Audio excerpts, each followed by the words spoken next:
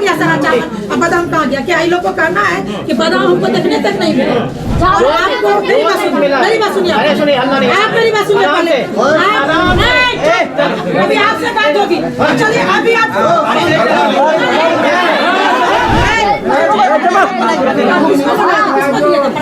देखिए, सबसे पहली समस्या तो हमारे यहाँ थी कि यानी कि ये सीओ पिछले साल भी थे, जब पिछले साल बाढ़ आई थी तो पिछले साल ये सीओ का फरमान रहा कि नगर पंचायत में बाढ़ पानी आए या कुछ भी आए, हम नगर पंचायत में कोई सुविधा हम नहीं दे पाएंगे। हम अपने निजी कोष से हमने राहत शिविर चलाया, तो चलिए पिछले साल की बात चली गई। फिर इस साल जब जिला में विस्तृत मीटिंग हुई तो वहाँ पे हमने डीएम सर के यहाँ आवाज़ उठाया। हमने डीएम सर से पूछा कि सर मैं आपके यहाँ जानना चाहती हूँ, क्या सरकार का ऐसा गाइडलाइन है क्या, अगर नगर में हमारी जनता है तो ये बाढ़ ग्रसित नहीं होंगे, इसको कोई सरकारी सुविधा नहीं मिलेगी?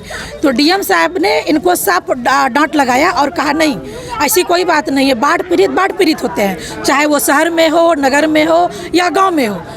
जो राशि आती है, जो सुख सुविधा सरकार के द्वारा आती है, वो सबको मिलना है। फिर इनको यहाँ तक समझाया गया कि आप इतना समझ जाइए सीओ साहब कि सरकार की जो दौलत है, सरकार का जो खजाना है, उस पर पहला हकदार गरीब जनता होता है। तो जनता के साथ किसी भी तरह की लापरवाही नहीं हो और ध्यान रखा जाए, बहुत अच्छी तरह से इनको समझाया गया।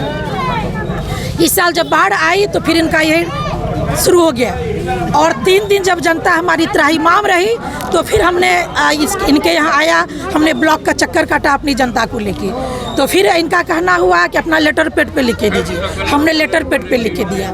फिर ये कहे कि हमको लिस्ट बना के दीजिए और समय बीत रहा, 1 टाइम 2 टाइम बीत रहा, यह तो होते होते 4 दिन बीत गया और हमारी जनता को कोई सुविधा नहीं मिली।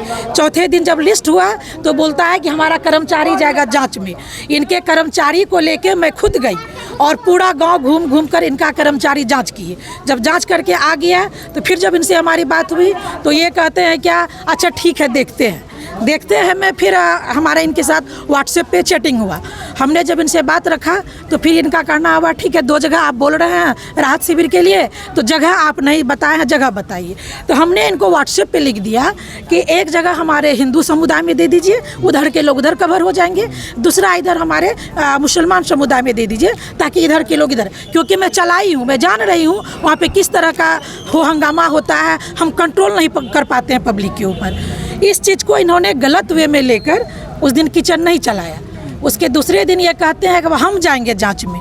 जब ये जांच में गए तो जनता के द्वारा विरोध भी हुआ। इन लोगों के द्वारा क्या क्या कहा गया ये पहले ये लोग बताएंगे। बताइए, जब सीओ साहब हम और कर्मचारी गए जांच में, उसका वैल्यू नहीं रहा, का उठाव हुआ तो हमें भी जानकारी नहीं मिली और ना ही हमारे वार्ड पार्षद को जानकारी मिली। इनके ही पदाधिकारी को जानकारी मिली, चावल उठ के चला गया। 3 टाइम भोजन मिला और रातों रात सारा अनाज खत्म हो गया। कहाँ गया ये सवाल पूछ रही है हमारी जनता कि वो अनाज कहाँ गया, वो भी जाने दीजिए। उस दिन फिर सारा जनता का ये तादाद मेरे पास आया, जितना भी हुआ हमने उस दिन समझाया। फिर हमने बोला कि अच्छा जाने दीजिए, खाना पीना जो है हम भी चला देंगे और आप लोग उतना सा खा ही लीजिएगा। अब रही बात जीआर राशि की, तो उस दिन ये कह के हम अपनी जनता को समझा दिए कि आप लोगों को जीआर राशि हम दिलवाएंगे। अब बात जब आई जीआर राशि की, फिर इनका कहना होता है, मैं जब कल शाम में गई हूँ, आप जितने भाई हैं बताइए, ये लोगों के फिर जनता हमारी सुनी तो फिर सब में आक्रोशित हो गए सभी लोग कि हम लोग इतना आदमी डूबे। और वो वीडियो भी आप लोग को हम अभी उपलब्ध कराएंगे जिस टाइम में कि ये सीओ साहब गए हैं और पानी में घुस के खुद मुआवना किए हैं। तो फिर अब ये क्या कह रहे हैं कि फिर हमको दूसरा लिस्ट दीजिए, या तो 35 घर ग्रसित हैं बाढ़ से। अब बताइए सीओ साहब का पगलपंथी है या क्या है? एक पदाधिकारी को ये शोभा नहीं देता है। आप यहाँ पदाधिकारी बन के आए हैं, आप पहली बार आए, इससे पहले कितने सीओ साहब आए? तो फिर लोगों एक मिनट, उस दिन की बात मैं बता रही हूँ। जब मैं गई तो इन लोगों का कहना हुआ क्या हम लोगों का इज्जत नहीं है? एक बार वो आता है, फिर आप आए कर्मचारी को लेके, फिर सीओ आता है, तो वार्ड आता है, हम लोग का इज्जत है कि नहीं? क्या देखने आता है? गलत मतलब जितना इन लोगों को बुरा लगा वही हम लोग के पास ये सब अपना भड़ास निकाला। क्या सीओ का बेटी बहन नहीं है, उसके घर में बहू बेटी नहीं है, उसका इज्जत नहीं है? वो बार बार सबको भेजता है देखने के लिए और हम लोग को एक वक्त का भोजन भी नहीं मिलता है। सीओ साहब जब गए प्लॉट पे, ये जनता के बीच, हम वो वीडियो भी आप लोगों को देंगे, ये जनता के बीच जाके राजनीति करते हैं कि हम तो चाहेंगे 5 जगह चला देंगे, लेकिन हमको कहा गया आप लोगों के बीच से कि हिंदू समुदाय में दीजिए और मुसलमान समुदाय में दीजिए, इसलिए हम नहीं दिए, तो ये तो सीओ साहब राजनीतिक कर रहे हैं ना। क्या एक सीओ के शोभा दे रहा है? क्या ये सीओ साहब का काम निंदनीय है या नहीं है? यदि ये ऐसी बात थी तो सीओ साहब हमसे डिस्कस कर ले। पैनोरमा ग्रुप, जो सोचता है वो करता है। ये लो, मुंह मीठा करो। आज मैंने अपना जॉब छोड़ दिया, अब हम पूर्णिया वापस जाएंगे। जॉब छोड़ दिया है? मतलब ये घर कैसे चलेगा? हम करेंगे क्या? और माँ बाबूजी क्या बोलेंगे? इसलिए मैं एक और मिठाई का डब्बा लाया। अपने बिजनेस के लिए लोन अप्रूव हो गया। अरे लोन अप्रूव हो गया वो तो ठीक है, लेकिन पूर्णिया में हम रहेंगे कहाँ? अपना घर भी तो नहीं है वहाँ। इसलिए तो एक और मिठाई का डब्बा अलग से लाया हूँ।